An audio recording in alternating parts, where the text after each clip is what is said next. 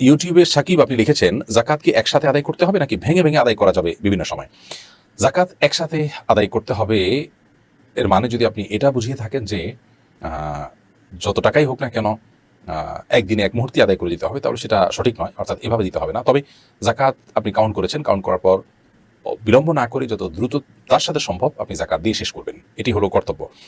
ভেঙে ভেঙে আদায় করে জাকাত আদায় হবে, কিন্তু ভেঙে ভেঙে আদায় করার মানে যদি হয় যে বছর জুড়ে আপনি সেটা আস্তে আস্তে দিচ্ছেন, তাহলে সেটা অনুচিত কাজ হবে। কারণ আপনার জাকাত ফরজ হয়েছে আপনার অর্থ বছর পূর্ণ হওয়ার পর, সেই ফরজটাকে আপনি বিলম্ব করলেন, সারা বছর জুড়ে দিচ্ছেন মানে বিলম্ব করেন, এরকম একটু করা উচিত নয়।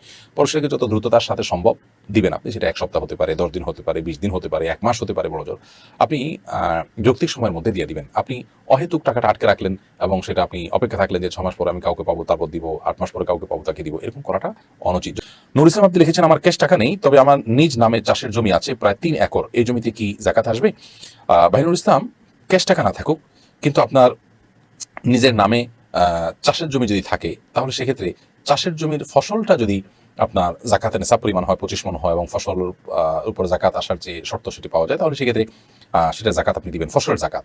আর চাষের যে জমি আছে, জমির মূল্যের উপরে কোনো জাকাত আসবে না।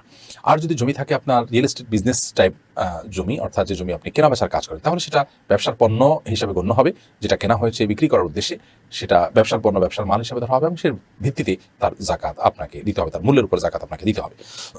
ইউটিউব চ্যানেলে আমার কাজের জন্য 3টা কম্পিউটার, ফ্রিজ, ফ্যান ও বাকি টাকায় কেনা কিছু ফার্নিচার আছে, আর মোট জিনিসের দামের তুলনায় ঋণ বেশি, সেক্ষেত্রে আমার জাকাত হিসাব কি হবে? দেখুন, আপনার কম্পিউটার, ফ্রিজ, ফ্যান, এগুলো ফার্নিচার, এগুলো সবগুলো আপনার ব্যবহারের আসবাবপত্র, অতএব এগুলো কোনোটাই জাকাত হিসাবে কাউন্ট হবে না। অতএব এগুলোর মূল্য আপনি ধরবেন না। আপনার কাছে নগদ টাকা থাকলে, স্বর্ণরূপা থাকলে, ব্যবসার মালামাল থাকলে, সেখানে সেগুলোকে আপনি জাকাতের সম্পদ হিসাবে গণ্য করবেন এবং সেগুলোর জাকাত আপনি দিবেন যদি জাকাতের নেশাব